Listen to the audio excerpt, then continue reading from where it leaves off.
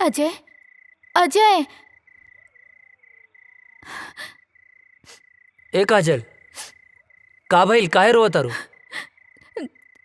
तारा के लेवे खातिर कुछ जवान लोग आइल बाड़े। वो काहे बदे? वो लोग कहत रे कि ऊपर से ऑर्डर बा, तारा के जाए के पड़ी। ए पगली, एहर देखा। अरे तय में इतना रोवे के कौन बात बा? ऑर्डरे नु आइल ह। हम फौजी हैं। जब जब ऑर्डर आई हमके देश के रक्षा खातिर जाए के पड़ी। आई तो हमार फर्ज है। तो हम का है? का हमरा खातिर तार कोनो फर्ज नहीं खे? देखा काजल, देश से अपन तुलना मत करा।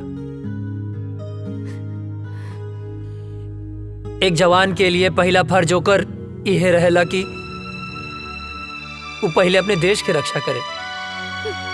तू हमार प्राण हो। तुहार हर सांस हमरे सांस में बसेला। एहर देखा, हमार ताकत बना, कमजोरी मत बना। बनबू ना? हंसा। जाके हमार वर्दी ले आवा।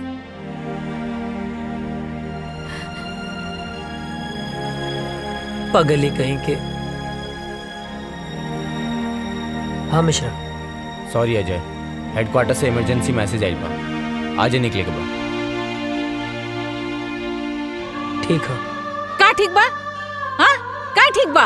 आज ही तोर ब्याह भइल और आज ही ले जाए खातिर आ गेले, हम ना जाए देब।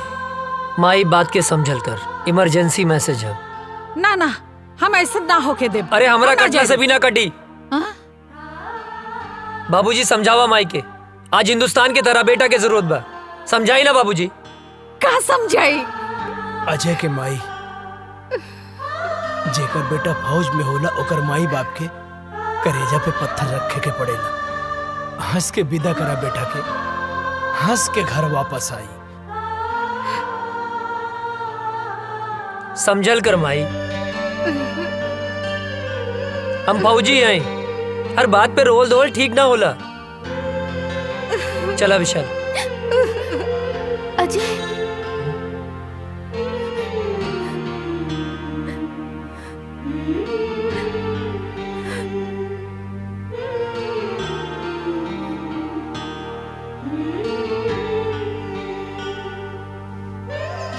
जल्दी आए। अपन ख्याल रखिए। तो माई रोवा मत। माई बाबूजी के ख्याल रखिए।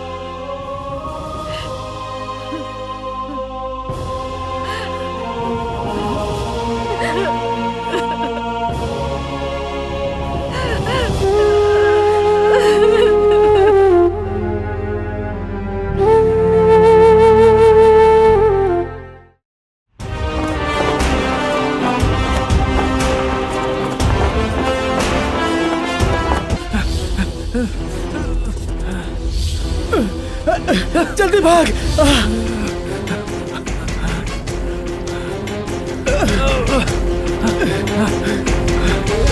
जल्दी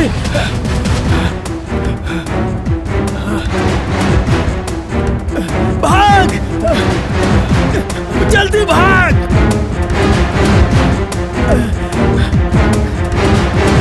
भाग जल्दी, अबे भाग।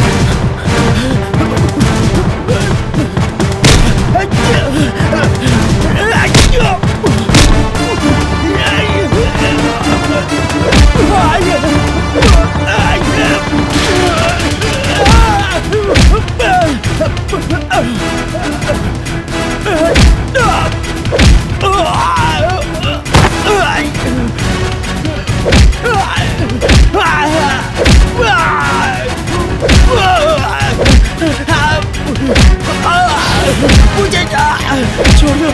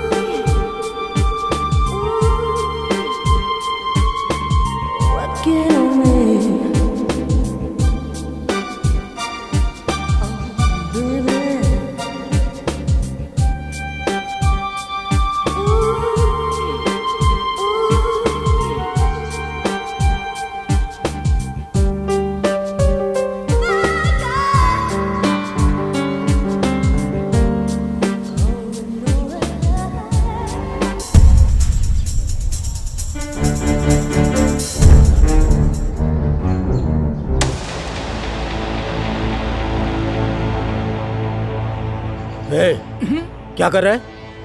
कुछ नहीं भाई। चल चल चल निकल।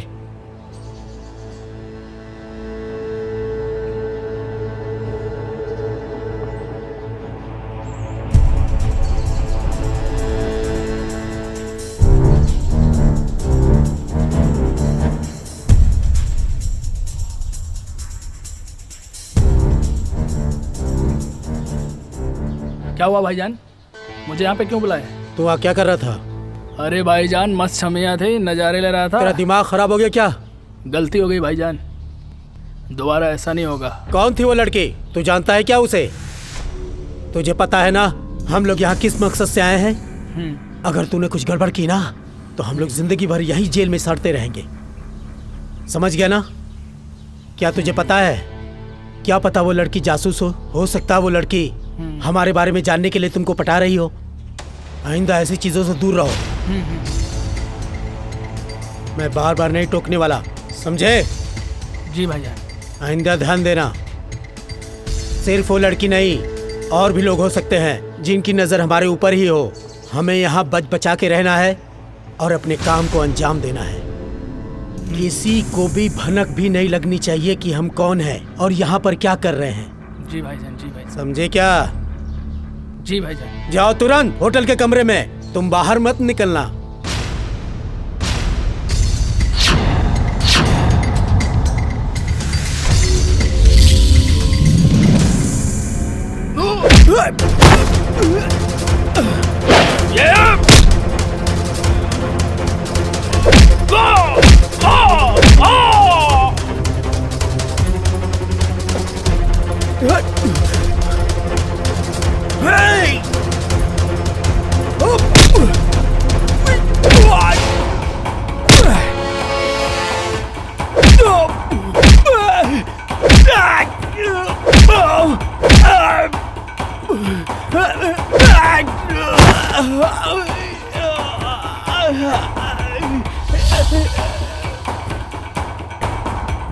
Yeah!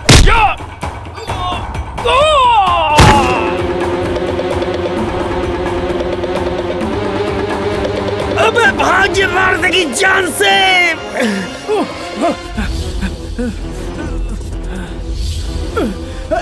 जल्दी भाग।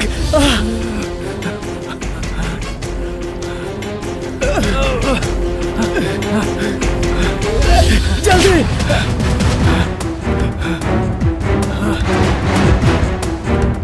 भाग,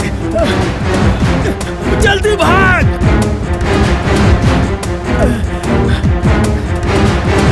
भाग जल्दी, अबे भाग।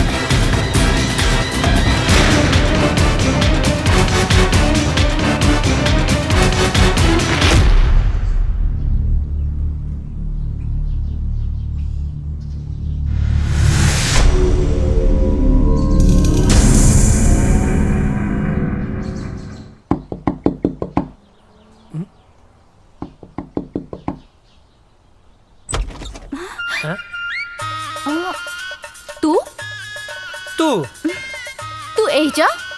तू एजा? अरे लेकिन ये तो वर्मा चाचा के घर है ना? हाँ उन्हीं के घर है, वो हमार बाबूजी हमें। अच्छा ठीक बा। हे पैर पिछले काहे? पहली दफे घरे आए लोग, दहिना पैर आगे बढ़ावा ना।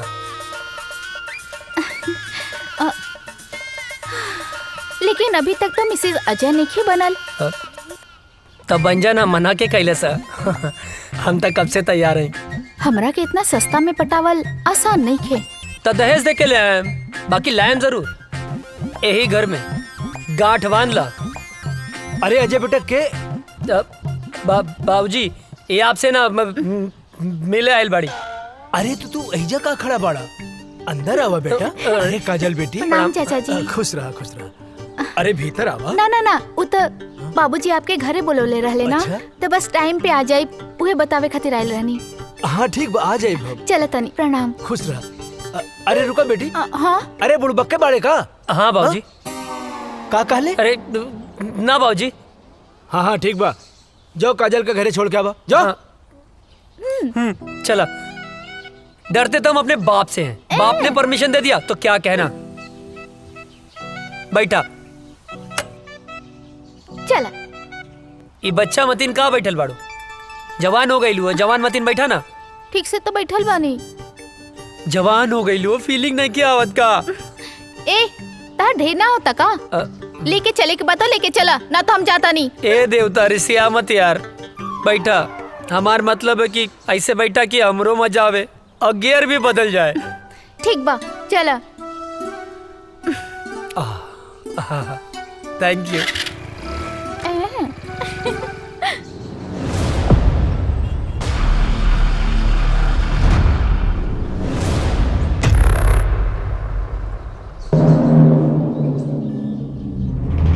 अस्सलाम वालेकुम। वालेकुम अस्सलाम। क्या खबर है? सारी तैयारियां हो चुकी हैं जनाब। इस बार हम लोग चूकेंगे नहीं। बस आपके हुक्म की देरी है। हमारे सारे जवान तैयार हैं हिंदुस्तान के सैनिकों का सर धड़ से अलग करने के लिए। आमीन। जी जनाब।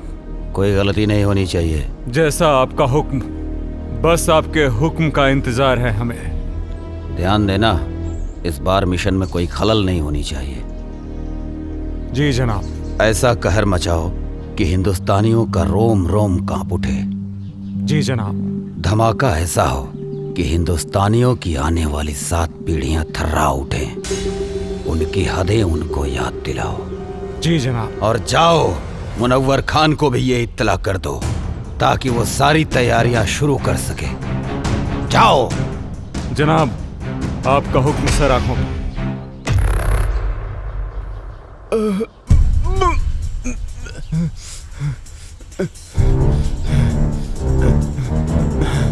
सलाम जनाब। इसको हमने इतना मारा लेकिन इसने फिर भी अपनी जुबान नहीं खोली। जनाब, हम तब से इसे बहुत बेरहमी से मार रहे हैं लेकिन फिर भी ये कुछ बताने को तैयार नहीं है। अबे सुन पाकिस्तानी पिल्ले, मेरी उम्र से क्या अंदाजा लगा रहा है बे? हमारे देश के नौजवानों में इतनी गर्मी है कि तेरे जैसे पाकिस्तानी झेल नहीं पाएंगे। अब तो तेरी गर्मी निकालनी ही पड़ेगी मुझे। बहुत फड़फड़ा रहा है साले। सुन, मैं इसकी गर्दन काट रहा हूं और तू इसका वीडियो बना और हिंदुस्तान में भेज ताकि हिंदुस्तान में कोई भी मर्द पैदा होने से सैकड़ों बार सोचे। इस वक्त की सबसे बड़ी खबर, आतंकवादियों ने हिंदुस्तानी सैनिकों और उनके ठिकानों पे हमला करना शुरू कर दिया है। उन्होंने भारतीय सैनिक का सर कलम कर जय हिंद सर। जय हिंद सर, एक बैड न्यूज है। क्या है बैड न्यूज?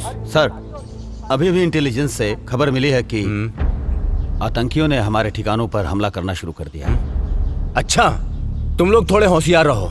वहाँ पे हम अपने और सैनिकों को लगा देते हैं। उन देशद्रोहियों को उनकी औकात दिखा देते हैं। It's order. ओके सर।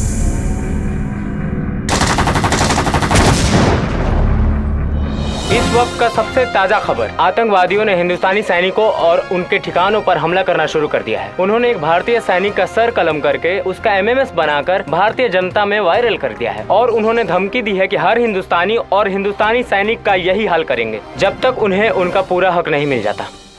सेना प्रमुख ने आर्मी को पूरी तरह अलर्ट रहने का आदेश दिया है। इस हमले का जिम्मेदार आतंकी संगठन प्रमुख अजहर पठान माना जाता है। अजहर पठान आतंकियों का मुख्य कमांडर है। जी हाँ दोस्तों, ये वही अजहर पठान है जिसका आज तक किसी ने चेहरा नहीं देखा है। देश दुनिया की सारी ताकतों ने इसे पकड़ने का पूरा जोर लगा दिया है लेकिन आज तक वो किसी के हाथ नहीं आया है। हाथ आने की बात तो दूर, किसी ने आज तक उसका चेहरा तक नहीं देखा है। सिर्फ लोगों में उसके नाम का खौफ है। अजहर पठान, अजहर पठान। अब देखते हैं हिंदुस्तानी सैनिक उनकी बुरी नजरों पर कैसे पानी फेरते हैं। आप बने रहिए हमारे साथ देश दुनिया की सारी खबरों के साथ।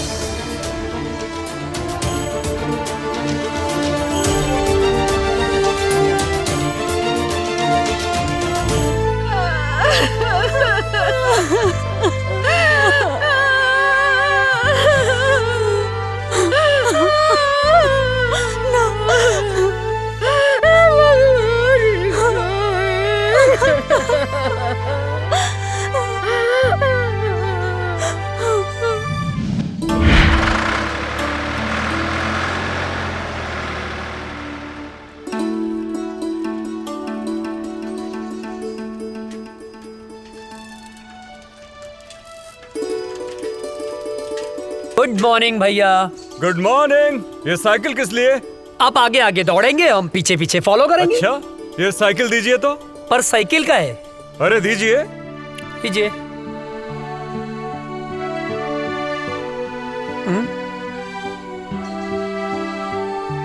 चश्मा दीजिए जरा। चश्मा पर काहे? अरे दीजिए। बुढ़ौती में जवानी सुझेला। कैसे लग रहे हैं हम? एक नंबर भैया। अरे अरे बैठना नहीं है, फॉलो मी। ये भैया का ऑर्डर नहीं है, फौज का ऑर्डर है। भैया का ऑर्डर नहीं है, फौज का ऑर्डर है, बैठना नहीं है। अरे फौजी आप हैं, दौड़े हम का है। फॉलो मी, जल्दी करो वरना सजा डबल हो जाएगी। भैया गलत बात हो।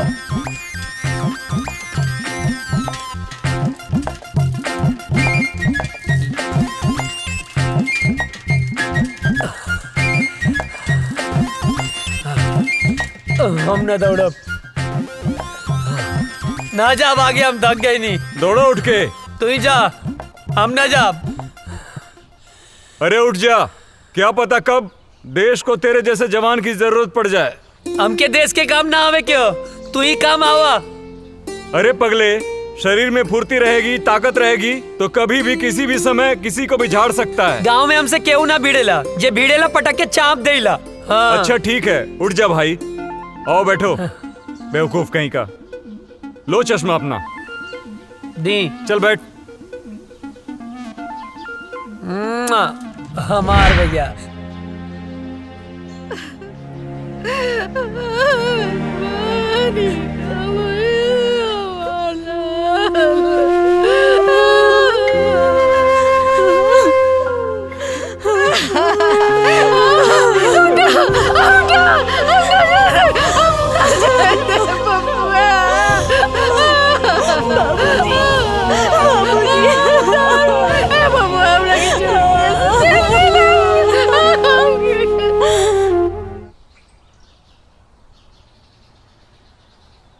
चाचा जी, ओ चाचा, का भेल चाचा, काहे रोवत बड़ा?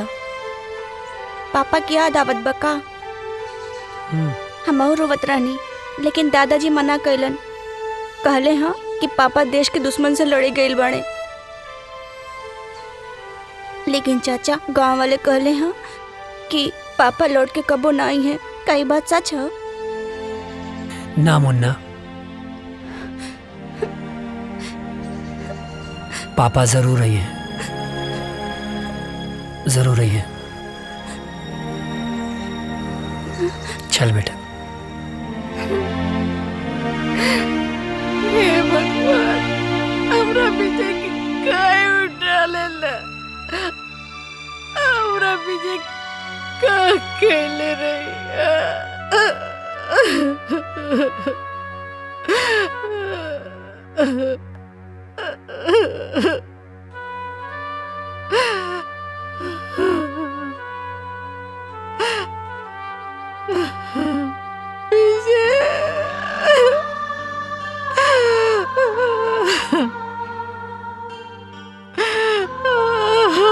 राम लगन की जड़ी टूट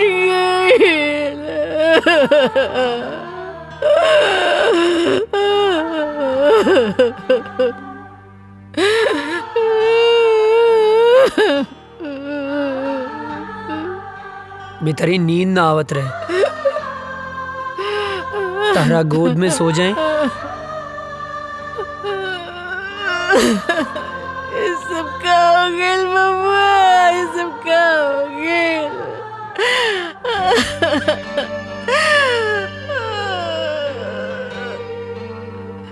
काय ऐसा होला? एक जमीन के टुकड़े खातिर भैया हमनी के छोड़ के ना गईले माई।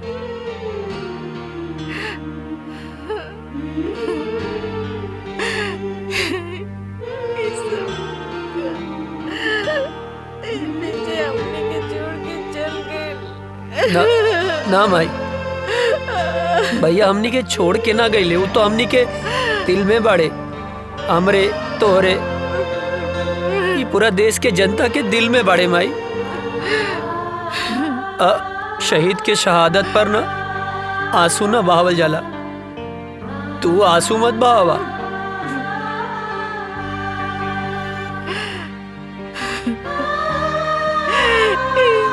सब काय होला? काय होला? जमीन के चंद टुकड़ों खातिर एक दूसरे को जान लेलस।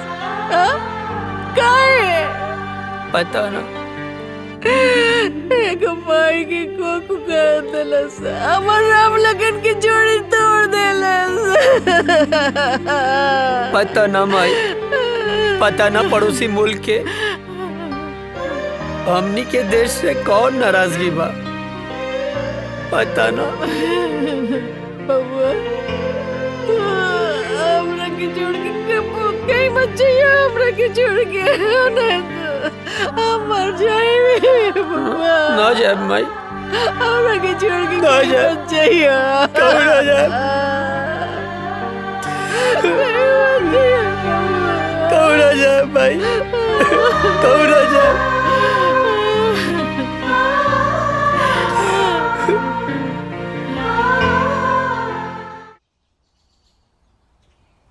केहू बा चिट्ठी आयल हो, केहू बा चिट्ठी आयल हो।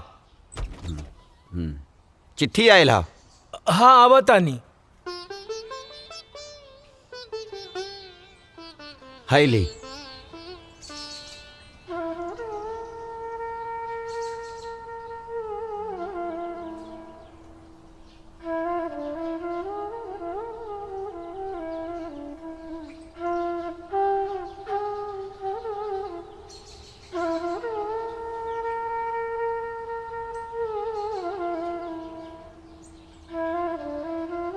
ना ना, चूल्हा भाड़ में गई सरकारी नौकरी। हाँ? एक बेटा तो शहीद हो गई, दूसरा बेटा के हम शहीद ना होके के देव। सरकार अपन नौकरी अपन पास रखी, कह देता नहीं। हाँ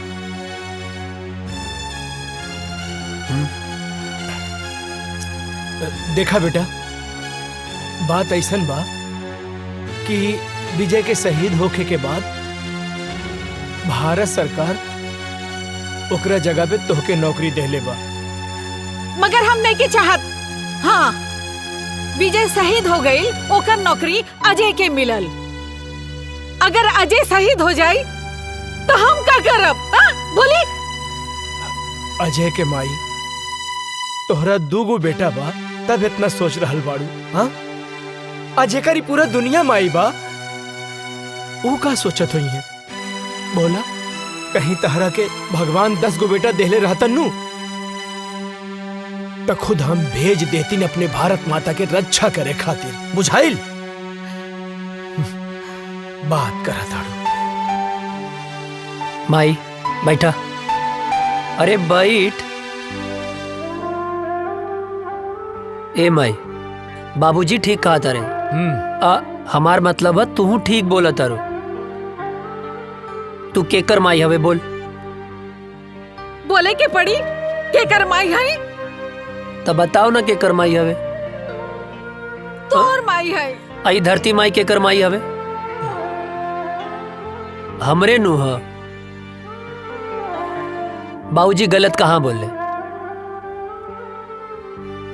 तोहरे रक्षा के जिम्मेदारी केकर है बाबूजी? तोहर। धरती माई के रक्षा के जिम्मेदारी केकर है? अरे तोहरे नु बा। माई मरब जी अब सब विधना के हाथ में है। और दुश्मन के लगे ऐसा कोनो गोली ना कि तेरा बेटा के सीना के पार कर जाओ। बिल्कुल। हाँ बिल्कुल ठीक। सोच मत, मार के आए मर के ना आए का बाबूजी? हाँ बिल्कुल ठीक। अब भूख लागल है, खाना देना। दे दा। देता नहीं। चलना।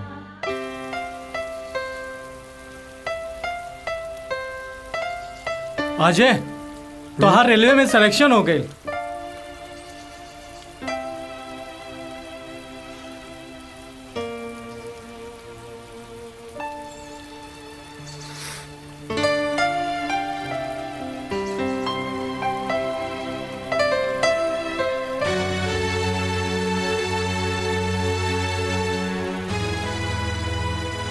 अब एकर कोनो मतलब ना। हम फौजी बनब। अरे ये तो बहुत अच्छा फैसला कैला। हाँ। लेकिन अजय, तू इतना उदास काहे हुआ?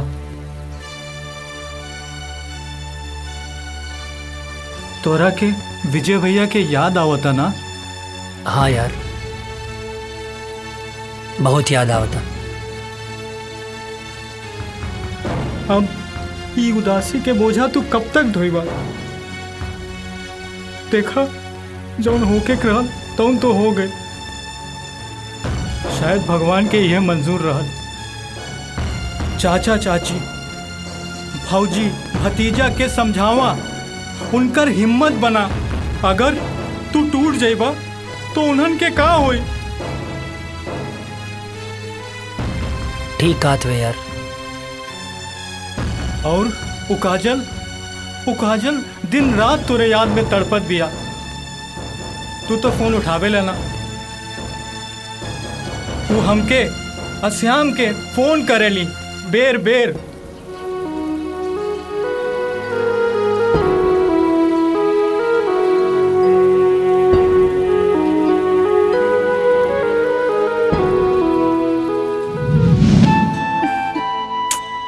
पता ना कहाँ रह गई ले। आवे तो बतावा तनी।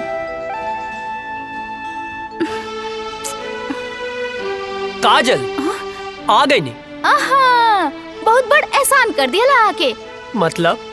मतलब ई कि हम पूरा 2 घंटा 20 मिनट से तार इंतजार कर रहल बानी। बात तो सही कहा तारू। का बात तो सही कहा तारू? हाँ, लेफ्ट राइट करके तो हमार पैर दुखे लागल। पिराए लागल होई ना? हाँ, बहुत ज्यादा पिराता। और पता ना कहाँ कहाँ पिराता। कहाँ पिराता? यहाँ यहाँ और यहाँ। अरे यहाँ पिराता। एजा का देखा तेरा? यहाँ देखा। अब का बताएं? देख रहे हैं, बड़ी फुर्सत से खुदा ने तुम्हें बनाया है।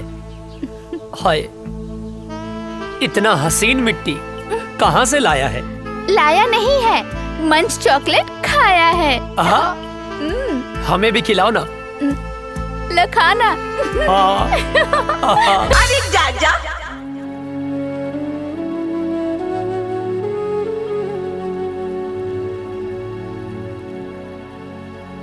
अजय कहाँ खो गईला? कहीं ना। जाके एक बार काजल से भेंट कैला। ना करब। हम फौज में जाए खातिर माई बाबूजी के मना सकीले, पर काजल के ना मना पाई। कहीं काजल के प्यार हमार कमजोरी ना बन जाए।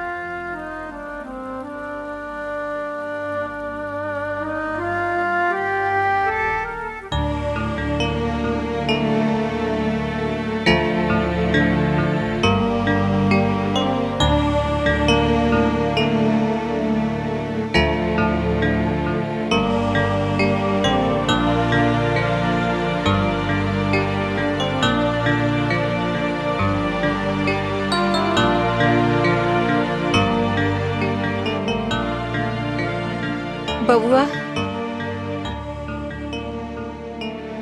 एक बार विचार कर ला। हम माई है ना?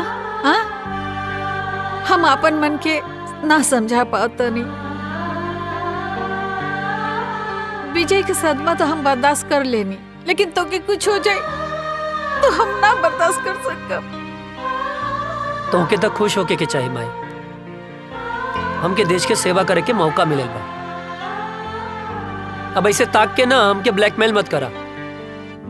खुशी खुशी भेज ना यार।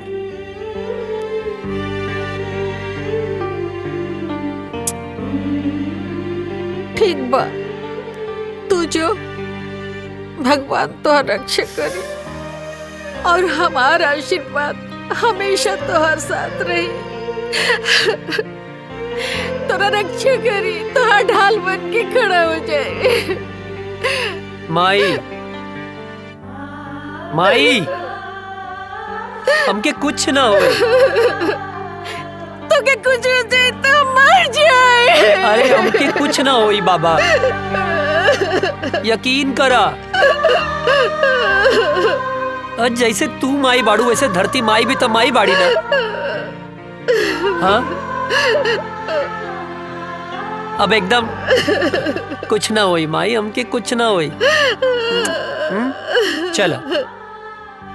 चला आवा हम बताई थे।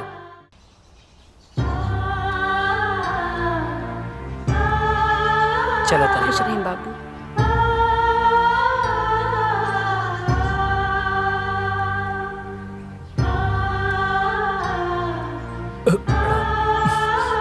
खुश रहा बेटवा और भारत माता के सेवा करा।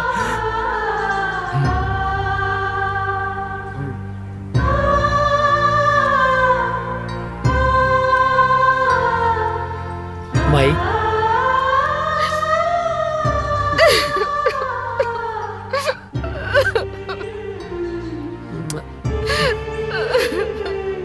चला था। चला जल्दी लेट होता। चला जल्दी आ जाए।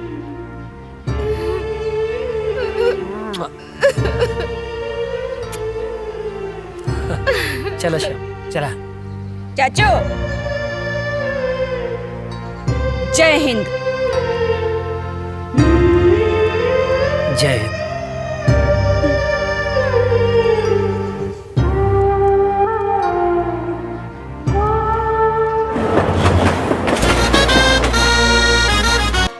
तुम्हारी ट्रेनिंग पूरी हो चुकी है। थैंक यू सर। और तुम्हारी पोस्टिंग भी वहीं की जा रही है जहां तुम्हारे भाई शहीद विजय वर्मा पोस्ट थे और आखिरी बार आतंकियों से लोहा लेते हुए शहीद हुए। अब तुम्हें देश की रक्षा के साथ साथ अपने भाई का भी बदला लेना है। Thank you sir, it's my pleasure सर।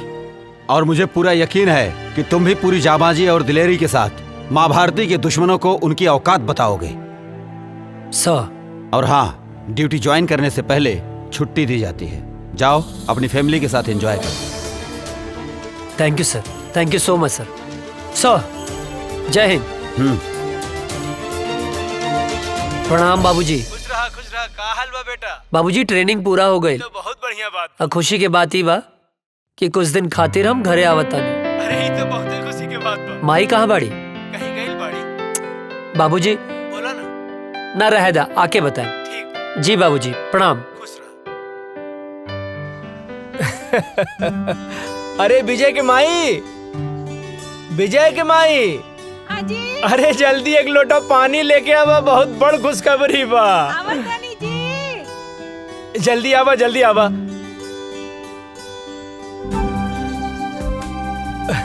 अरे लावा लावा।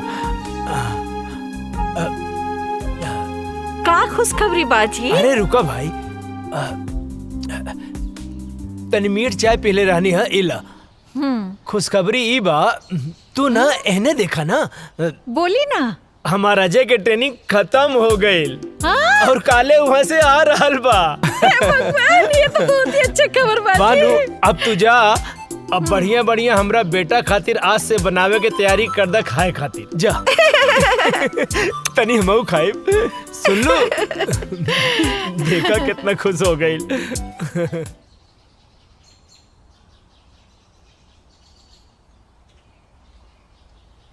माई माई। अरे हे भगवान।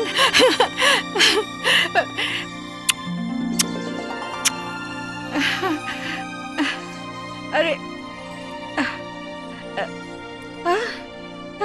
अरे ये का एकदम एकदम सुखा कैसे गेल बड़ा?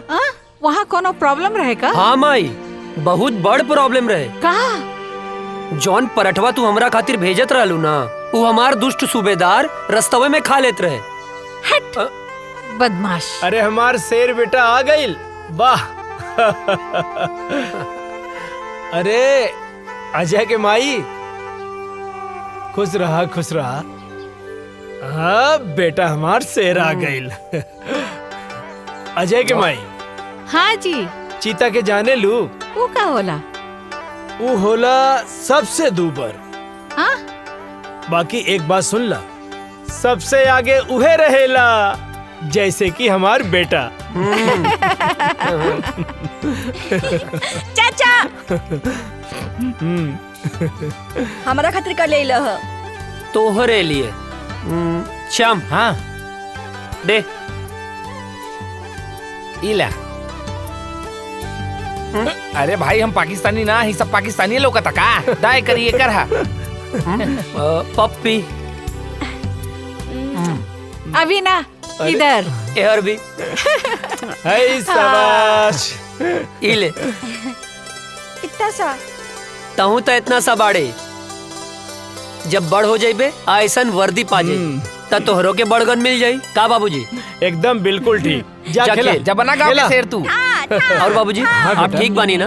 हाँ। अरे यार, राजा दशरथ तो कौशल्या माता और राम की मिलाप हो गई है तब तो चल के कुछ काम काज कर लिहल जाओ भाई साहब। ई का बगत रहे छोटन?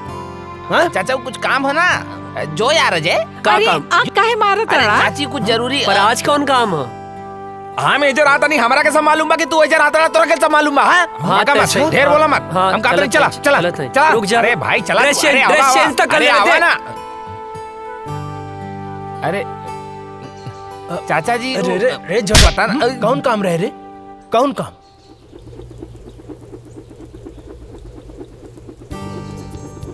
अरे ई ससुरवा सुतल बा, काम बन जाई। यस।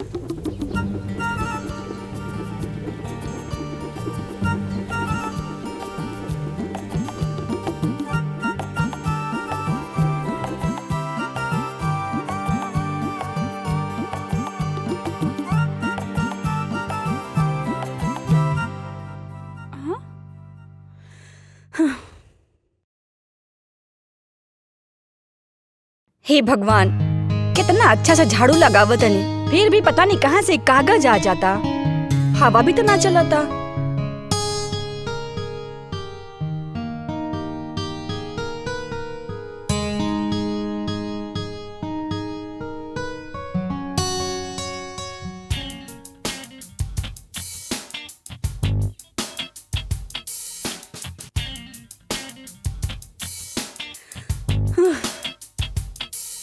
ई कहाँ से आ जाता? ई कुल तो साफ कर दिले रहनी अच्छे से।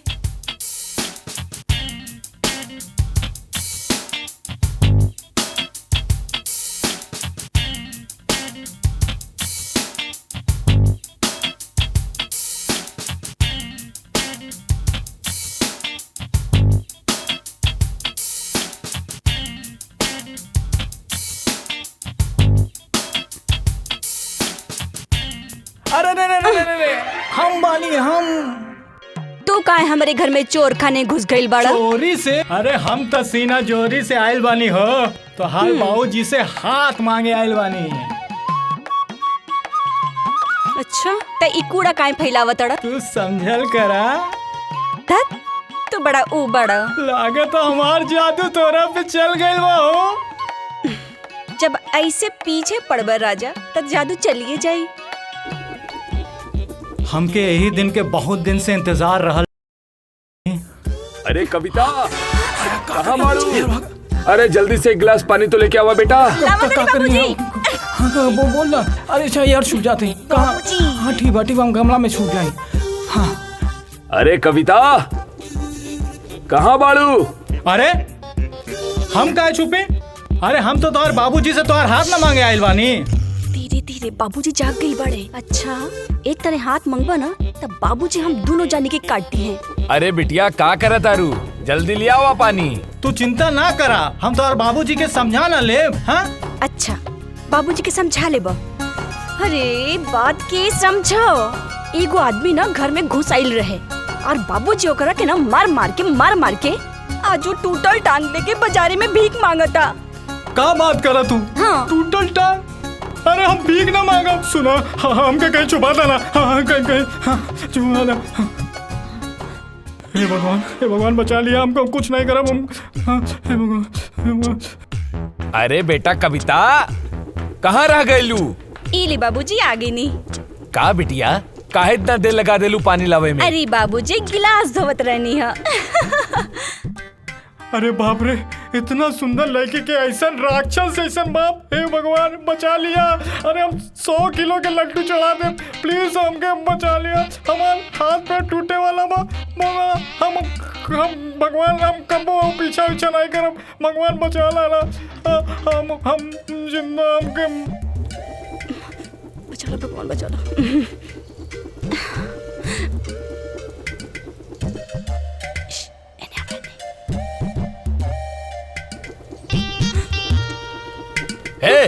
क्या हरे रुक। अरे कहाँ तानी रुक जो। अरे कहाँ भागा था रुक। अरे कहाँ तानी रुक जो। अरे के बड़ा। अरे कहाँ जाबे भाग के? रुक जो। बाप रे पकड़ ले रुक जो। कहाँ भाग? अरे तो इतना हिम्मत? हाँ हमारा घर में घुस गई ले। तो इतना हिम्मत? हमके माफ कर दे। चल तोहरा क्या भाई हम तो से का कहत रहे ना।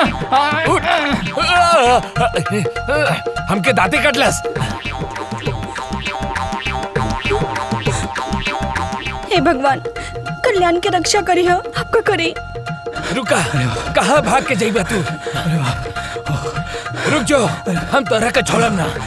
कहाँ भाग के जाइबे? रुक, बताओ तानी।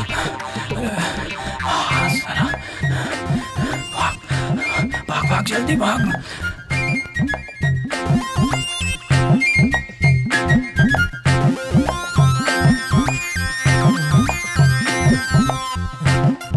लगता भाग गए।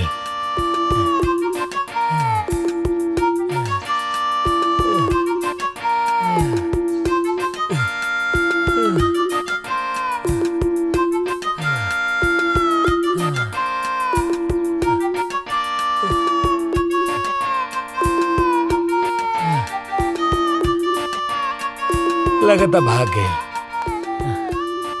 खैर वो हमके चाहे जब मिली हम ओकरा के छोड़म ना, चाहे जब मिली हम ओकरा के छोड़म ना।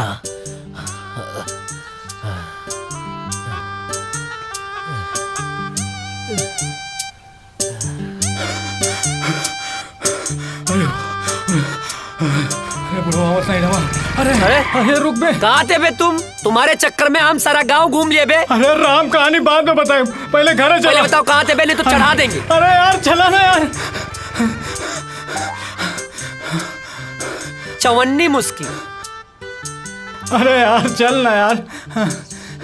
इन्हें से काहे निकले बे? तो यार चल बे यार यहाँ से। चल। आया मतलब बच गई नहीं। जय हो भगवान। आज छोड़ दिए बे, आगे नहीं छोड़ेंगे। पसीना छुड़ा। ओ गोरे गलिया वाली से, तिरछी अखियां वाली से नैना चार हो गइल। का बताई तो से यरवा रे। मार खाने से बच गए बेटा आज तुम, वरना लात जूता मुंह का हाथ सब पड़ जाता। गोरी गलिया वाली से, तिरछी अखियां वाली से नैना चार हो गइल। का बताई है का भाई? पर भइल का रह रे? का करत रहली हम? अरे उस सब हम बाद में बताई। सरऊ मुहूर्त देख के बताइबा। हाँ। अरे बट ये सब तो बतिया अच्छा नहीं लगेला। पलिया से बचाएंगे वक्त।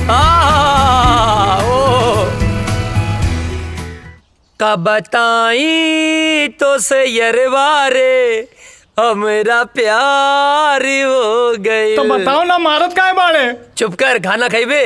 हाँ। ए माई, दू जगह खाना लेके आओ, हमरे साथे बुक्कड़ भी आइल बा। कल्याण? हाँ। फेमस हो गई ले बे। अच्छा। हाँ, हाथ धो ले।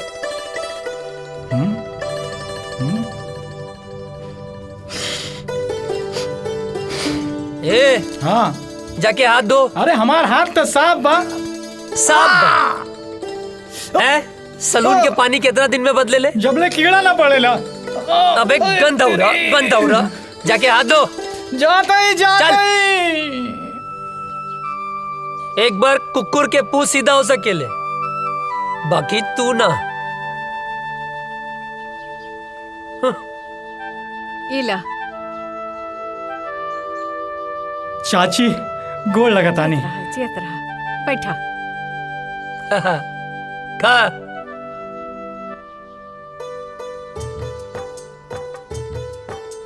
ए चाची, हम तो ठीक बानी, बाकी हमार बड़की भौजी कहाँ बानी? माई के गेल बाड़ी। हाँ, यही से तो खाना हमके पकावे के पड़ा था। तनी अजय के समझावा, हाँ, जल्दी से ब्याह कर ले। हमरो के हाथ पटावे वाली चाहिए ना। वो नैहर गईली, छुटकी बहू आ जाई तो हमार साथे हाथ पटाई ना। हाँ, और नहीं तो का। और वैसे भी बुढ़ापा में काम कहाँ पावेला। ढेर ना होता। नहीं। बहाव के रोक, गति के धीमा कर। हाँ। ओकरा के काहे धमकावा ताड़े? हाँ, हम सब बुझी ले। अरे हमार माई, यार ड्यूटी और ब्यूटी, नौकरी मिलते ही बियाह कर ले। नौकरी मिलते ब्याह कर ले। हर चीज के एगो टाइम होला। अरे तो हम कवन बुढ़ाता नहीं। हाँ कहाँ बुढ़ात हमें। आई चुप कर। माँ आज ये तोर बाबूजी से हम बात करता नहीं तोर ब्याह खत्म। माई चुप। खाना खो, हम पानी लेके आवता नहीं। सब तोरे वजह से भइल बा। अरे बढ़िया तो बा। अरे फौजी बनने से पहले फौजी मिल जाए। अरे सराउ जिंदगी गर्द मत करा। अरे तब प्यार से बोल ना। बहाव के रोक, गति के धीमा कर।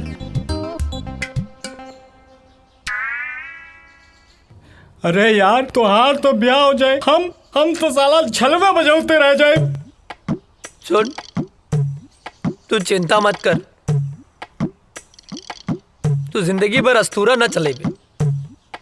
ये कुकुर मुत्ता नियन शकल मत बनाओ। तोरा जान के का नाम है? सामान। अरे तोर प्राण रे। कविता। अगर हमार कविता के और पढ़ लेलस ना तो हम जान दे दे। तोर जान इतना सस्ता हो? कविता के अब तो से बियाह हम कराई। हमू देखा तानी के बीच में आवता नफरत और जंग में सब जायज होला। नहीं जायज होला, जायज होला। खाना खा, खाना खा।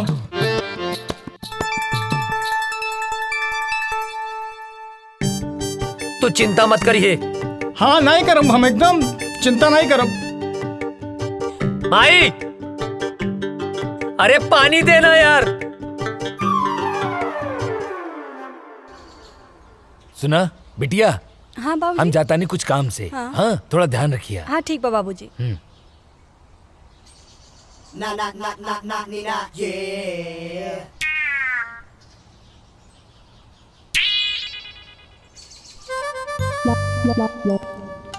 हमके कविता से मिलले बहुत दिन हो गई बा। आज जाके कविता से मिलब। हाँ बढ़िया मौका बा, जाता नहीं।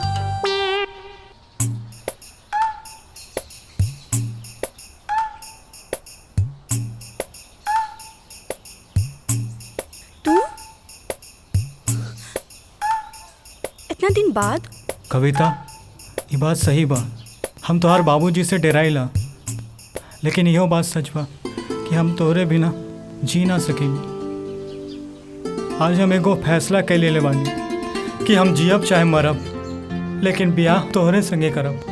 कल्याण, तू हमरा से इतना प्यार करेला? हाँ, अपने जान से भी ज्यादा।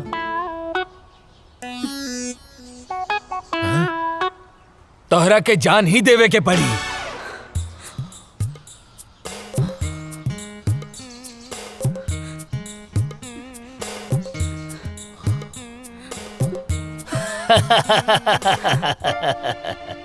प्यार भी करेला और डर भी लगेला। हाँ?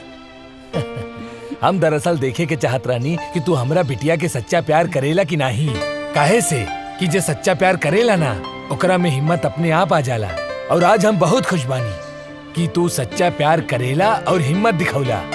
अब हम निश्चित हो गए बानी कि तू हमार बिटिया के ध्यान रखबा, ओकरा प्यार करबा। अरे अरे जुग जुग जिया बाबूजी। तेरी अखा का यो काजल कर देता है मैनू घायल।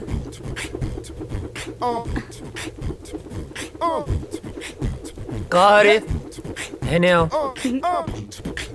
छोटा पटाखा बड़ा धमाका। हाँ? भाग यहाँ से भाग। अरे बबुआ, जेकरा खातिर इतना फीट फाट होत बड़ा ना, तारा बाबूजी ओकरा बाबूजी से मिलके बात पक्का करे खातिर गइल बाड़े। हाँ? सच्ची माई? हम जाना तानी तोहार जान कहाँ अटकल बा। अरे अजय के माई, अजय के रिश्ता पक्का हो गई। हाँ, अब सुना तू एक बात कान खोल के सुन ला। दिग्विजय सिंह फौजी के बेटा के बियाह हट तनी घर के बढ़िया से एकदम जगमगा दिया। हाँ, ताकि लोग आए देखे देखते रह जाए। ठीक ना? हाँ ना बेटा? हाँ बाबू। हाँ, ठीक बा। Thank you Mai, thank you बाबूजी।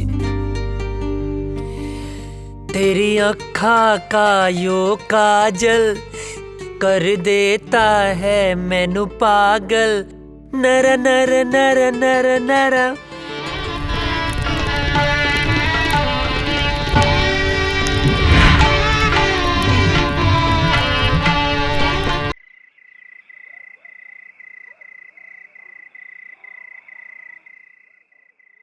अजय, अजय, ए काजल, का भइल, काहे रोआ तारू? तारा के लेवे खातिर कुछ जवान लोग आइल बड़े। वो काहे बदे? वो लोग कहता रे कि ऊपर से ऑर्डर बा, तारा के जाए के पड़ी। ए पगली, एहर देखा। अरे तय में इतना रोवे के कौन बात बा? ऑर्डरे नु आइल ह। हम फौजी हैं, जब जब ऑर्डर आई हमके देश के रक्षा खातिर जाए के पड़ी। आई तो हमार फर्ज है। तो हम का हैं? का हमरा खातिर तार कोनो फर्ज नहीं खे? देखा काजल, देश से अपन तुलना मत करा। एक जवान के लिए पहला फर्ज होकर यह रहेला कि वो पहले अपने देश की रक्षा करे। तू हमार प्राण हो, तुहार हर सांस हमरे सांस में बसेला। एहर देखा, हमार ताकत बना, कमजोरी मत बना। बनबू ना? हंसा, जाके हमार वर्दी ले आवा।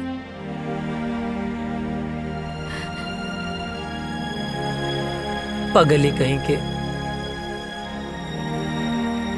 हाँ मिश्रा। सॉरी अजय, हेडक्वार्टर से इमरजेंसी मैसेज आइल बा, आज ही निकले के बा। ठीक है। का ठीक बा? हाँ, का ठीक बा? आज ही तोर ब्याह भइल और आज ही ले जाए खातिर आ गेले, हम ना जाए देब। माई बात के समझल कर, इमरजेंसी मैसेज है। ना ना, हम ऐसा ना होके देब। अरे हमरा कटला से भी ना कटी। बाबूजी समझावा माई के, आज हिंदुस्तान के तरह बेटा के जरूरत बा। समझाई ना बाबूजी? का समझाई? अजय के माई, जेकर बेटा फौज में होला ओकर माई बाप के करेजा पे पत्थर रखे के पड़ेला। हंस के विदा करा बेटा के, हंस के घर वापस आई। समझल कर माई, हम फौजी हैं, हर बात पे रोल धोल ठीक ना होला। चला विशाल। अजय,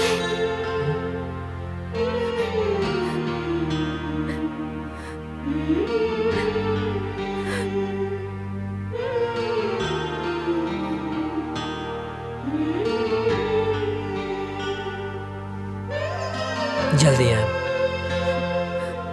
अपन ख्याल रखिए।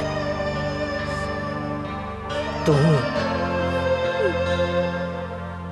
माई रोआ मत, माई बाबूजी के ख्याल रखिए।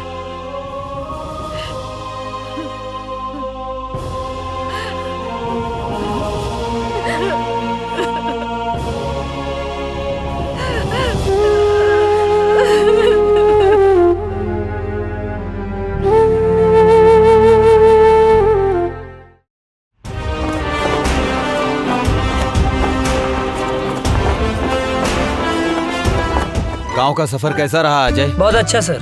माँ और बाबूजी सब ठीक हैं? एकदम बढ़िया सर। चलो ठीक है, साइन करो और आज से ड्यूटी ज्वाइन सर।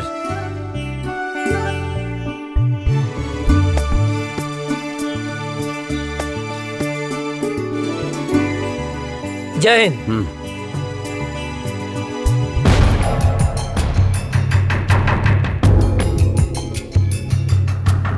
डाउन। सर, अचानक इमरजेंसी मीटिंग बुलाने का मकसद?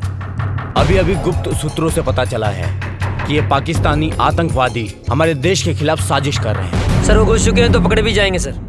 और वो एक बड़े प्लान के साथ गुजरात, राजस्थान और कश्मीर के भीड़ भाड़ वाले इलाके में बमबारी करने वाले हैं। बहुत जल्द वो लोग उस प्लान को अंजाम देने वाले हैं। वो किसी भी हद तक जा सकते हैं। जी सर। और आश्चर्य की बात यह है कि हमारे देश के ही कुछ लोग उनकी हेल्प कर रहे हैं। हमें चौकन्ना रहना होगा। वो हमारे देश के किसी भी कोने में हमला कर सकते हैं, तो हमें उन्हें किसी भी प्रकार से रोकना होगा। अजय सर, तुम पूरी तरह से अभी अलर्ट हो जाओ। सर। राम सिंह, तुम ऐसा करो, सीमा से सटे जंगल के इलाके में बटालियन के लिए सारी व्यवस्था उपलब्ध कराओ। जय हिंद सर।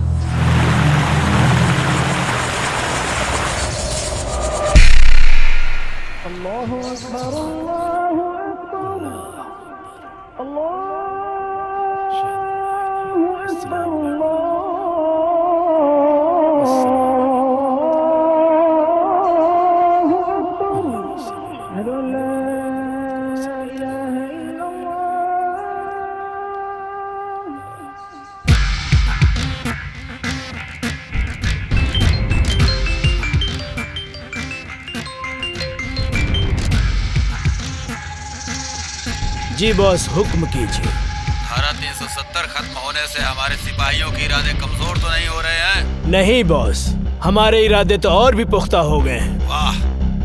कश्मीर हमारा था, हमारा है, हमारा ही रहेगा। इंशाअल्लाह। आगाज तो उन्होंने किया था, खत्म हम करेंगे। बहुत खूब, आमीन।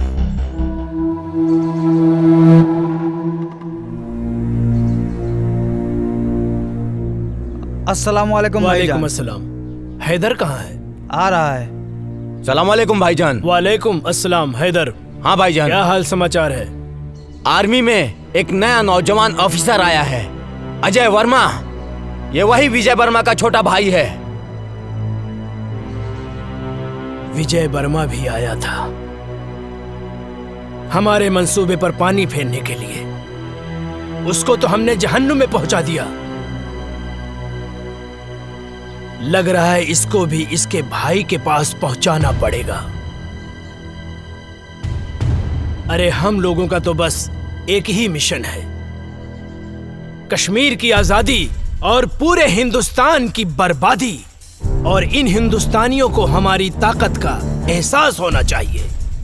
कश्मीर पाकिस्तान का पाक हिस्सा था जो हमसे धोखे से छीन लिया। हमारे शरीर में खून नहीं, बारूद है, बारूद। जो हमसे टकराएगा उसके चिथड़े उड़ जाएंगे। हमारे जीने का मकसद है कश्मीर की आजादी। नारे तकबीर, अल्लाहू अकबर, नारे तकबीर, अल्लाहू अकबर, नारे तकबीर, अल्लाहू अकबर।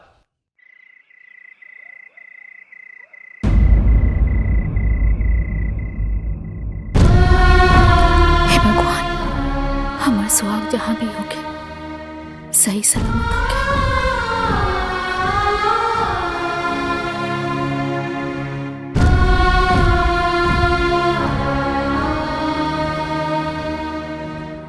हे देवी मैया, हमारे बेटा की हिम्मत और हौसला दी। दुश्मनों के इरादे और मजबूत होते जा रहे हैं और अभी पता चला है पाकिस्तान के कुछ आतंकवादी हमारे देश में घुसने की कोशिश कर रहे हैं। हमारी सुरक्षा एजेंसियों द्वारा पता चला है कि कल परसों तक वो हमारी सीमा के अंदर होंगे। उनकी प्लानिंग हमारे यहां बम ब्लास्ट करने की है। 5 जन, जो लोग हमारी सीमा में जंगल के रास्ते घुसने वाले हैं, वो हमारे देश के किसी भी कोने में बम ब्लास्ट कर सकते हैं। उनके इरादे और उनकी हिम्मत तो देखो। अभी भी इतना कुछ होने के बावजूद पाकिस्तानी आतंकवादी यहां आके हमारे देश में आतंक मचाना चाहते हैं, और वो भी एक बड़े प्लान के साथ। हमें इनके सहारे उस इंसान तक पहुंचना है जो इस खेल का मास्टरमाइंड है। उसे जिंदा पकड़ना होगा ताकि वो किसके कहने पे, किसके इशारे पे ये सब कर रहे हैं। इसलिए इस मौके को हमें हाथ से नहीं निकलने देना है। अगर हम लोग इस बार कामयाब हो गए तो जीत हमारी पक्की है। सर, आर यू रेडी? सर। गाइस, मिली जानकारी के अनुसार दुश्मन अपना मूड बना चुका है, कभी भी हमला कर सकता है। वो अलर्ट रहना जरूरी है। दीपक। यस सर, हम लोग भी पूरे तैयार हैं सर। सारी तैयारी हो चुकी है। दुश्मन बाल भी बाका नहीं कर सकता सर। गुड। गांव की मिट्टी के खुशबू के छोड़ के अलबानी यहाँ दुश्मन के धूल चटावे। रिलैक्स, आओ बैठ। तोरे गांव के बाद से गांव की याद आ गई।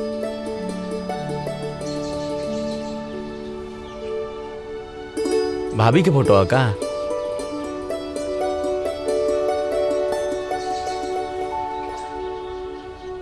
हमरे सुकून के फोटो। सर सर सर कहाँ खो गई नी? अपना सुकून के लगे, अपना गांव में। रिक्वेस्ट बा सर एगो। का बोला? हमके गाँव में जाए के बा सर। अच्छा ना? लइका भइल बा सर। ओह बधाई हो। थैंक यू सर। सर बड़े साहब से कह के थोड़ा छुट्टी दिलवा दी ना। छुट्टी मिल जाए तो की छुट्टी। खुश? मुनव्वर, अब बॉर्डर क्रॉस करने का वक्त आ गया है। हिंदुस्तान की सीमा में घुसने के बाद के सारे इंतजाम हो चुके हैं। बस तुम्हें बॉर्डर क्रॉस करते वक्त सावधानी बरतनी होगी। चारों तरफ हिंदुस्तानी सैनिक गश्त करते रहेंगे। बहुत संभल कर चलना होगा। हिंदुस्तान में हमारे लोग तुम्हारा इंतजार कर रहे हैं। बस तुम्हारे वहां पहुंचने की देरी है। मुझे तुम पर पूरा भरोसा है। तुम वहां पहुंचने के बाद अपने काम को अंजाम जरूर दोगे। इस बार हम काफिरों को सबक सिखा कर रहेंगे। खुदा हाफिज।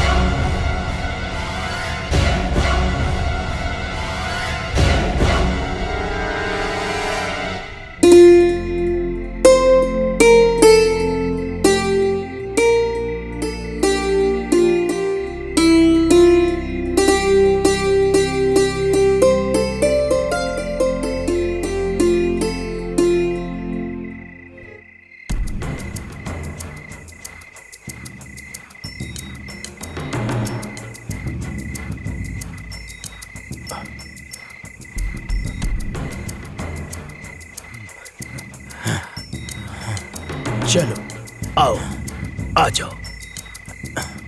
यहाँ से 5 किलोमीटर दूर हमारे लिए गाड़ी खड़ी है। यहाँ से वहां तक जाना है और कुछ दिन हिंदुस्तान में रुकना है। हम अपने मिशन को कामयाब बनाएंगे, समझे? आओ जी।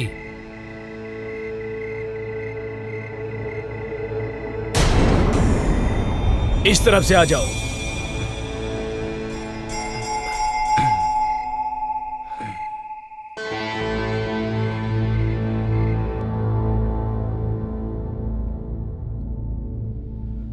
रुक जाओ। अब यहाँ से ना 500 मीटर दूर हिंदुस्तान की सीमा शुरू हो रही है।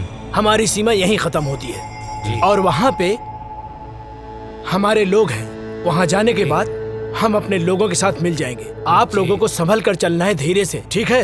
चलो, एकदम सबको चौकन्ना रहना है क्योंकि यहाँ पर सैनिक गश्त हमेशा करते हैं। जी जनाब। सबकी नजरों से बचते बचते हमें आराम से धीरे धीरे चलना है, ठीक है? अब चलो।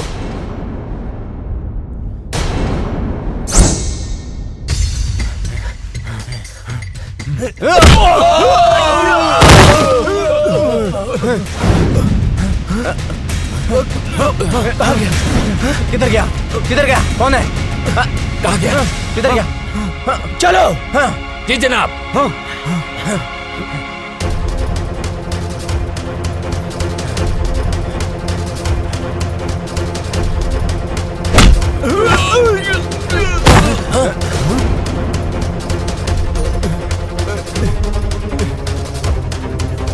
चलो चलो चलो चलो, हम अपनी सीमा में चलते हैं। आओ आओ जल्दी। भूत भूत भूत, छोड़ो हमें, छोड़ो हमें। ये मेरा तौबा, मेरा अल्लाह का तौबा, मेरे बाबा का तौबा। तू छोड़ दे मुझे, मैं कभी हिंदुस्तान में नहीं आऊंगा। अरे फौजी,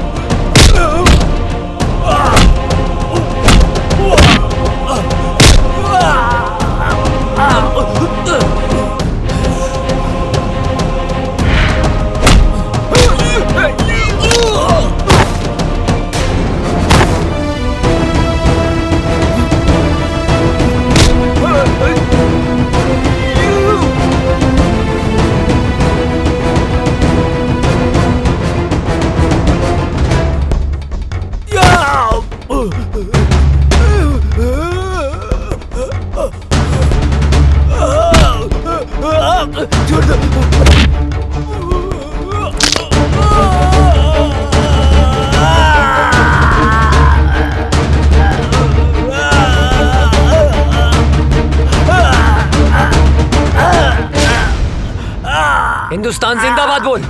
जिंदाबाद।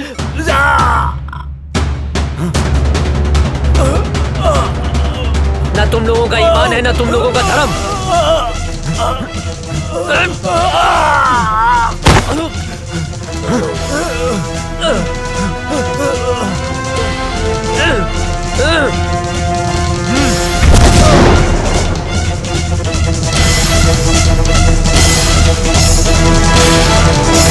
अभी अभी खबर सामने आई है कि आतंकवादियों और हिंदुस्तानी सैनिकों का आमना सामना हुआ है, जिसकी वजह से कुख्यात आतंकवादी मुनव्वर खान हिंदुस्तान की गिरफ्त में आ चुका है। जी दोस्तों, हिंदुस्तानी सैनिक पहले से अलर्ट थी और जैसे ही कुख्यात आतंकवादी मुनव्वर खान हिंदुस्तान के सीमा में प्रवेश किया, वैसे ही बहादुर सैनिक अजय वर्मा ने अपनी जान की बाजी लगाकर उनका मुकाबला किया, जिस वजह से खूंखार आतंकवादी मुनव्वर खान पकड़ा गया। दुख की बात यह है कि उस मुठभेड़ के बाद से ही अजय वर्मा का पता नहीं चल पा रहा है।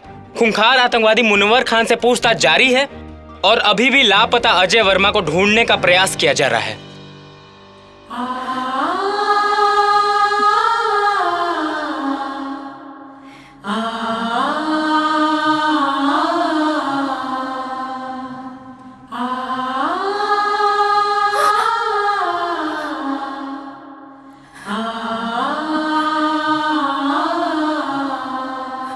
हे भगवान, हम सुहाग की रक्षा करिए। एक दिल दहला देने वाली खबर सामने आई है, अजय वर्मा शहीद हो चुके। जी हाँ, सेना प्रमुख के द्वारा बयान जारी किया गया है कि मुनव्वर खान के साथ मुठभेड़ में ब्लास्ट हुआ था, जिसके बाद से ही अजय वर्मा का कोई पता नहीं चल पा रहा है। ब्लास्ट की जगह से कुछ सामान बरामद हुए हैं, जो सामान अजय वर्मा का बताया जा रहा है। इसी से अनुमान लगाया जा रहा है कि अजय वर्मा शहीद हो चुके हैं। इससे पहले आतंकवादियों के द्वारा मुठभेड़ में अजय वर्मा के बड़े भाई भी शहीद हो चुके थे। अजय वर्मा को ढूंढने की बहुत कोशिश की गई, लेकिन कुछ पता नहीं चल पा रहा है। ब्लास्ट वाली जगह से अजय वर्मा के कुछ सामान मिले हैं, जिससे ये अनुमान लगाया जा रहा है कि अजय वर्मा शहीद हो चुके हैं। आप लोगों को एक जानकारी और दे दूं, कुछ ही दिन पहले आतंकवादियों के द्वारा हुए हमले में अजय वर्मा के बड़े भाई शहीद हो चुके थे। अब अजय वर्मा की इस खबर से पूरा देश शोक में डूबा हुआ है। सोचिए, अजय वर्मा के माँ बाप के दिल पे क्या बीत रहा होगा, जिनके दोनों जवान बेटे देश की रक्षा करते करते शहीद हो चुके हैं। अभी कुछ ही दिन पहले अजय वर्मा की शादी हुई थी। उनकी नई नवेली दुल्हन, जिसके हाथ से मेहंदी के रंग भी नहीं छूटे थे, बेचारी विधवा हो गई। जरा सोचिए, उस शहीद के विधवा के दिल पर क्या बीत रहा होगा। शोक प्रकट करते हुए सेना प्रमुख ने वीर शहीद अजय वर्मा को श्रद्धांजलि दी और उन्होंने बताया कि अजय वर्मा के इस शहादत को पूरा देश नमन करता है। और सेना प्रमुख ने यह भी बताया है कि मुनव्वर खान के पकड़े जाने पर आतंकवादियों के सारे मंसूबों पर पानी फिर गया है। अभी मुनव्वर खान से पूछताछ जारी है। पूछताछ में बहुत ही अहम सुराग मिलने की आशंका है। आप लोग बने रहिए हमारे साथ देश दुनिया की नई खबरों के लिए। तब तक के लिए जय हिंद। आतंकवादियों ने भारत पर फिर हमला किया। आतंकवादियों ने फिर से हमला किया, कई जवान शहीद हो गए, लेकिन आर्मियों ने आतंकी सरदार मनोहर खान को अपने गिरफ्त में ले लिया है। लेकिन दुख की खबर ये है कि अभी तक अजय वर्मा की कोई खबर नहीं मिली। बम के धमाके को देखते हुए ये अंदाजा लगाया जा रहा है कि देश के लिए लड़ते लड़ते वो शहीद हो गए। दिग्विजय भैया के बड़ लड़का पहले ही शहीद हो गए रहल।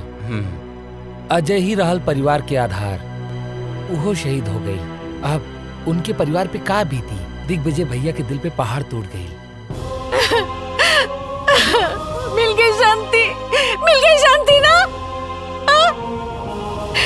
हम पहले मना करत रहनी कि हमरा बेटवा के ना भेजी, मगर हमार केहू बात मानी तब ना।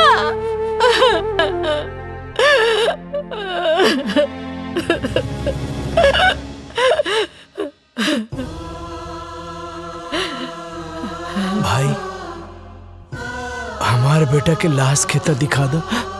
बाबूजी, विस्फोट इतना जोर से फैल रहा है ना, अजय के कुछ भी पता ना चलल।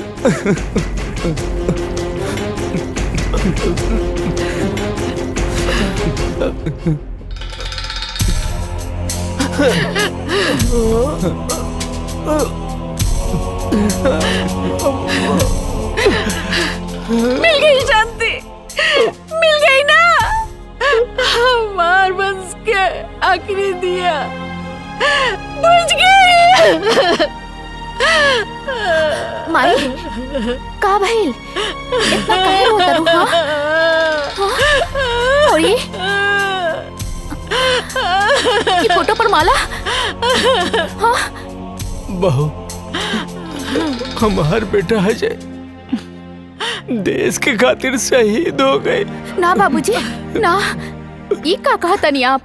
हाँ ऐसा नहीं क्यों हो सकत। हाँ? माई देखा, तू रोआ मत। हाँ अजय जिंदा हवन, तू काहे रोत बाड़ू? हाँ अरे तोहर माथा फिर गइल बा का? हाँ अपन जिंदा बेटा के शोक मनावत तारू? हाँ कहा तानी कि जिंदा बाड़े। हाँ देखा, हमारा अजय के धड़कन सिर्फ हम महसूस कर सकता नहीं। हाँ हमरा के इनका धड़कन महसूस हो रहा बा। नहीं मान सकत अजय जिंदा हुवन। बहुत हिम्मत बता रामे, लेकिन अब हमार दोस्त अजय जिंदा नहीं खन, शहीद हो गए बाड़े। शर्म नहीं आवत? हाँ एगो फौजी होके एगो जिंदा फौजी के शहीद बोला तारा? शहीद हो गई। हाँ ना, वो शहीद नहीं हो सकत। कोनो दुश्मन के बम या गोली में इतना ताकत नहीं खे कि हमार सुहाग के हमरा से छीन ले। हाँ माई देखा, तू रोआ मत। हाँ देखा, तू शांत हो जा। हाँ अजय है, जिंदा हुए अजय, वो जिंदा हुए, जिंदा बड़े। हाँ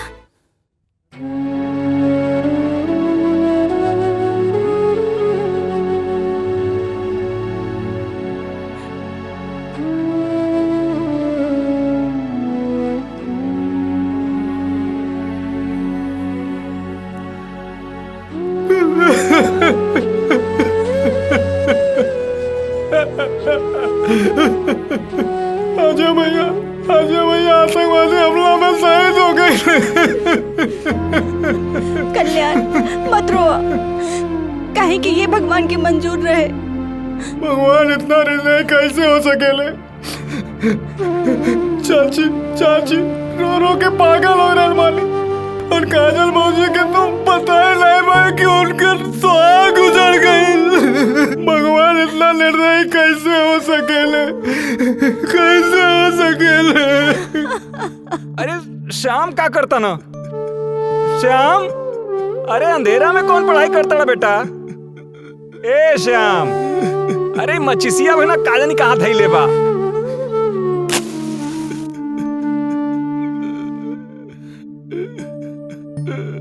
अरे इधर रोता। श्याम का भइल बेटा? काहे रो तड़ा बेटा? का भइल? का भइल का? वो अजय बोलत रहे कि आतंकवादी हम तोहरा के ना छोड़ब, तो ओकरा के ना छोड़े के चाहत रहे ना, तो हमके काहे जोड़ के चल गइल? हम तो ओकर यार रहनी ना। गद्दार थोड़ो है जो हमके छोड़ के चल गइल। बेटा तू ठीक कह रहल बाड़ा बेटा। बेटा मत रो बेटा, हम तुम्हारे साथ बानी बेटा, हम तुम्हारे साथ बानी बेटा। मत रो बेटा, चुप रह बेटा, शांत हो जा।